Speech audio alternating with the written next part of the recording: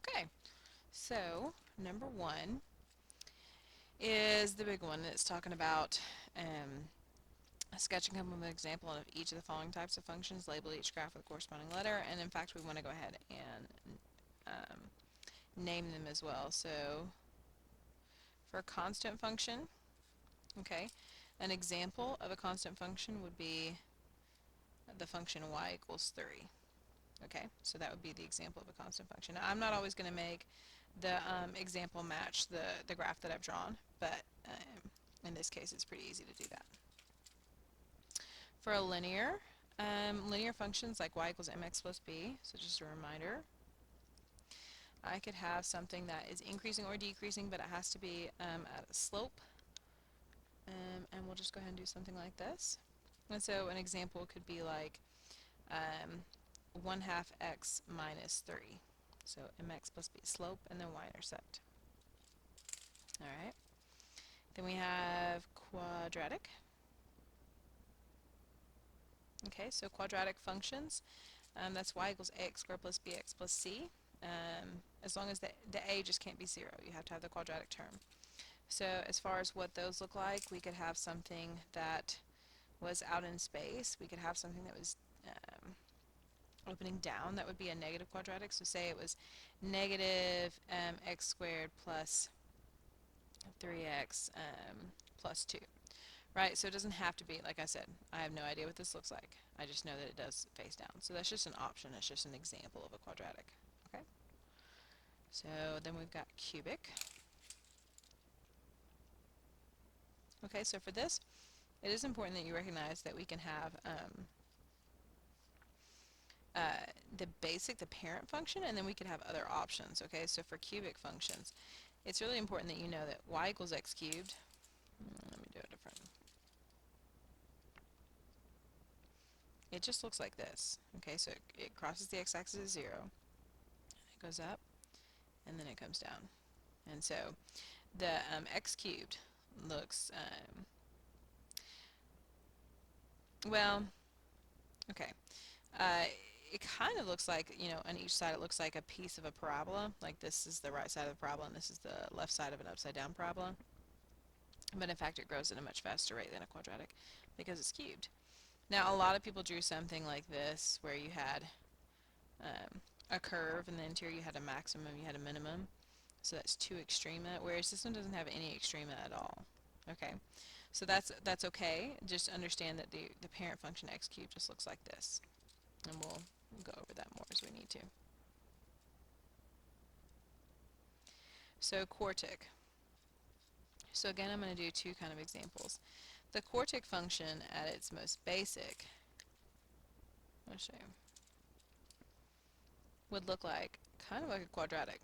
It's just a little bit flatter at the base, and then it goes up faster. And I'll explain that, or I'll explore that numerically when I finish the polynomials. But a quartic could also do something like this, where you've got 3 extrema, and it could be symmetrical. This one's not, but that would be another way that you could draw a quartic. And then same thing with quintic as the ones, oh, can't capitalize that if I haven't been capitalizing the rest. Quintic. Okay, so your most basic quintic looks like this.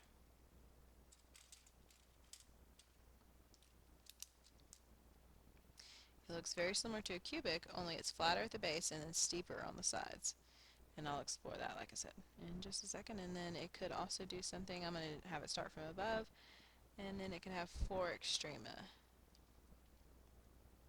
So something like that. 1, 2, 3, 4. Okay, so let me explore those numbers for a second with you.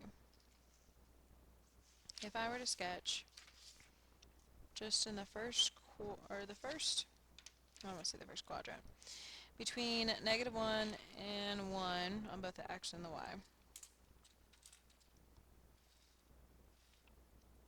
Actually, I guess let's go to,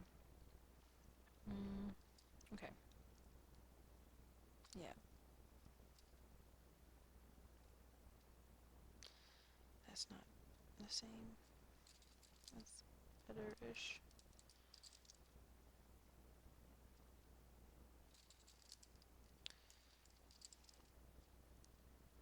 Okay, so let's let this be 1 and 1 and negative 1 and negative 1 on the x. Okay, so let's talk about just like y equals x. Okay, at x equals 0, that's 0. At x equals 1, it's 1. And at x equals negative 1, it's negative 1. Because we're just plugging in negative 1, you get 1. Plug in 1, you get 1. Plug in 0, you get 0, right? So y equals x is the linear function that goes straight through. Okay, now let's explore x squared. Y equals x squared. At 0, it's 0. 0 squared is 0. At 1, it's 1. 1 squared is 1. And then at negative 1, negative 1 squared is positive 1. So, okay, so we have that, where it pops back up instead of going down. But then we have this other, let's look at this.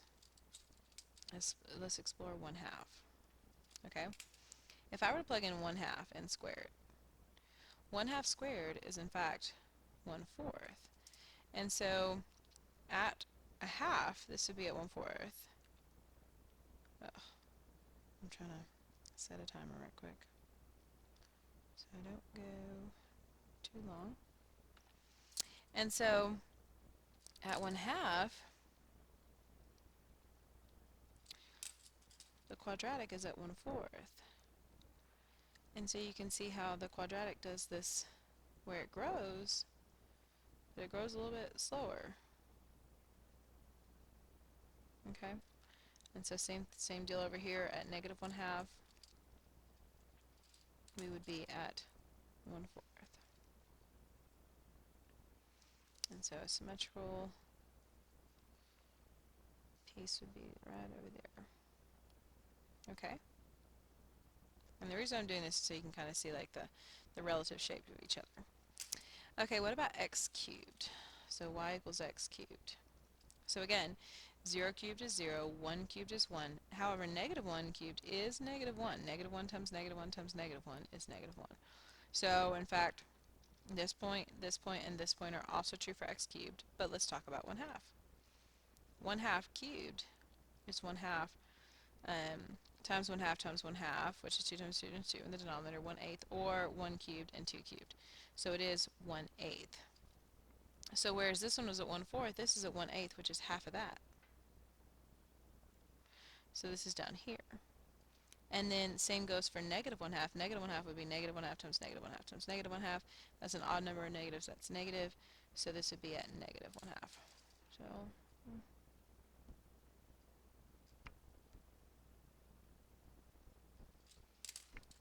so this would be at negative 1/8.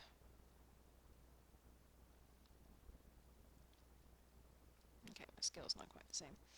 But anyway, so my cubic is a little bit flatter because it's gotta reach that. But then once it reaches 1, it's got to be much steeper. So it's steeper than the quadratic, because if you think about like 2 squared versus 2 cubed, 2 squared is only 4 versus 2 cubed is 8. Okay, so same deal with that. So as you can tell, the closer and closer I get to, or the higher power I get, the closer I get to the x-axis. So imagine this, okay? Well, don't, you don't have to imagine. I'm gonna try and draw it, but it's gonna get harder. Okay, x to the 4th.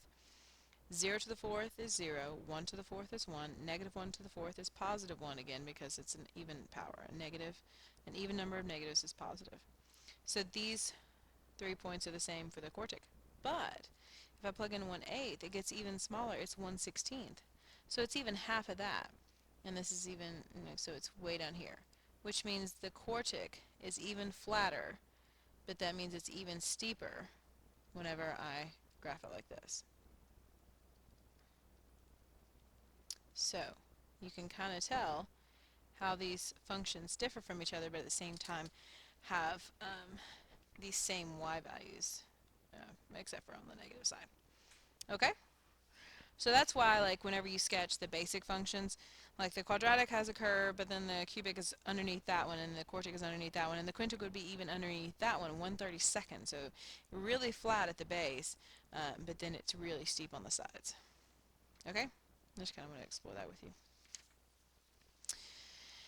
Okay, so then we've got, oh, and I didn't write examples of those, but we do know that that's x to the 4th, and that's x to the fifth, and of course you could have examples with like, 3x to the fifth minus 7x squared plus, or minus 7x to the fourth plus 3x to the third minus 10x minus 11 plus, or 10x squared. Whatever. All those terms underneath it could be there. Alright, let's talk about square root. So the square root function is kind of interesting. It does just look like this, but what I want to do is, okay, I do want to explore the numbers. And the square root is really easy to graph because all you got to do is remember the perfect squares. The square root of 0 is 0. The square root of 1 is 1. The square root of 4 is 2. And the square root of 9 is 3, right? So it goes like this. And it's the reflection of how a quadratic grows. So the square root it starts right here, has a starting point, and then it goes like this. Okay, so an example would be y equals like the square root of x. And you could have that moved, it could be flipped upside down, it could be flipped to the right. I mean, so you could have square roots going in all sorts of directions, but like it could start here and then do that, you know? It could start here and then flipped over. So there's a lot of different ways that you could have a square root, but that's the basic one. Alright, exponential. Okay, so an easy exponential would be like 2 to the x power. So 2 to the x, if you graph it in this direction, would start, or exponential growth, 2 to the x, would look like this. And so 2 to negative powers, given that exploration that we just did, or that we've done in the videos already, as far as negative powers go, I'm saying that because I went backwards. 2 to the negative first power is the same thing as 1 over 2 to the first power. It's 1/2. So it gets smaller. So 2 to the negative second is 1 over 2 squared, 4. 2 to the negative third is 1/8. So these numbers are getting smaller. They're approaching 0, but they're not actually reaching it, which is why this is what we call a horizontal asymptote. Okay? So it's a horizontal asymptote. And an example, like I said, would be like 2 to the x power. So that's whenever you got a numerical base and a variable power. Okay. Logarithm. So for logarithms, remember logarithms are the inverses of exponentials. So, and we'll talk a whole lot more about that. So I'm not gonna belabor the point, but it's got this down here approaching a vertical asymptote if you approach it from the right, and then it goes like this. So if this grows really fast, then this, which is mirror image across the diagonal, grows really slow. So it actually has a vertical asymptote.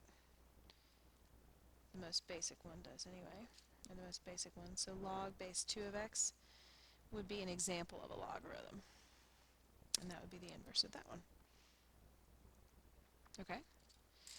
And then after that we've got cube root. So a cube root of example would be like the cube root of x. And then as far as sketching it goes, like think about it like this. The cube root of 0 is 0. The cube root of 1 is 1, because 1 is 1 cubed, right? And the cube root, the next cube root I know, the next perfect one is 8, and that's 2. So just so you can kind of get an idea of it. 1, 2, 3, 4, 5, 6, 7, 8. So way out here, at 8 it's 2. So you can see how, in this case, the graph is really elongated. So we'll pretend like I graphed it over there. So the cubed root function it looks like a sideways negative x cubed. That's because that's what it is. Okay, I just really kind of drew out the scale here, whereas here I didn't draw it nearly as to scale. This is much more elongated than what this shows, or than what that shows. Okay, so then we have absolute value. Ugh, okay, oh well, I capitalized. And absolute value functions could be like y equals the absolute value of x. We could have that shifted, like if we say it's if we said like the absolute value of x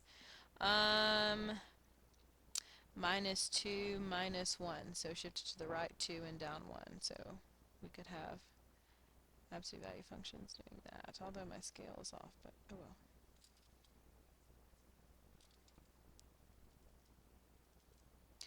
Okay, so absolute values could open up, they could open down, they can't open sideways.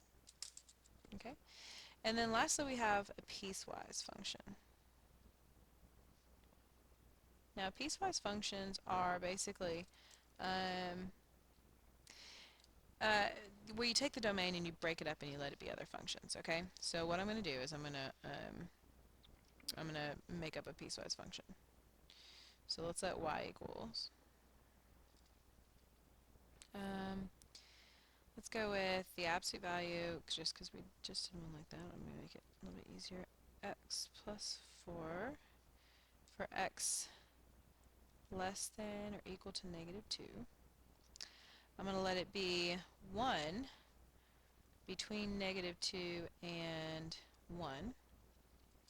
And then after 1, so x greater than or equal to 1, I'm going to let it be the linear function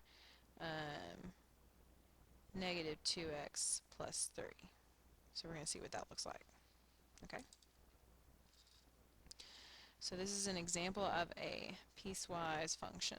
What I'm going to do is I'm going to draw my scale 1, 2, 3, 4, 5.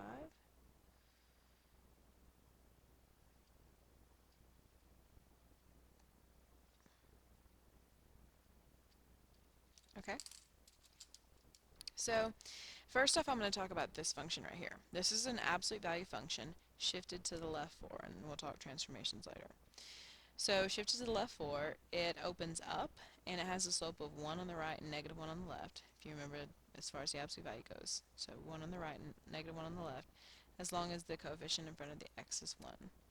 So if I shift it to the left 4, and then there's my vertex, and then over 1 up 1, and then over 1 up 1, I went too high. That's kind of the same, but oh well. And then over 1 up 1. But here's the thing. I can only go until negative 2 because it's only defined as this function for x is less than or equal to negative 2. It is equal to negative 2, so I'm going to put a closed circle there. And then this would keep on going forever. So this stops right here, and then this keeps on going, so I'm going to put an arrow at the end. Okay. Now, I've got this middle piece, the constant function 1. So that's just a horizontal line from negative 2 to 1, not including, because that was already included there. So open circle, across until I reach 1, open circle again, because it doesn't include it, and there we go. And then lastly, I've got the function negative 2x plus 3. Okay, so negative 2x plus 3, starting at 1. So normally I would think, hey, y-intercept is 3. Let me go up here and put a dot. But I don't start graphing this function until x equals 1. So I'm going to plug in 1 right here. So negative 2 times 1 plus 3 is 1. So at 1, we're at 1. Oop, and that actually fills in this spot because we were already there. And then I know I can just plug in another point, like I could say plug in 2. Negative 2 times 2 is negative 4 plus 3 is negative 1. Or I could just travel the slope. I know the slope is negative 2. Go down 2 and over 1. Down 2 and over 1. And then I've got my function over here. And draw an arrow. So that would be an example of a piecewise function where I've broken up the domain and then I draw each. So I could have used the y-intercept and said 3 and then gone down 2 and over 1 and then known to start there, but there you go. Alright, that's all I'm going to put in that first video.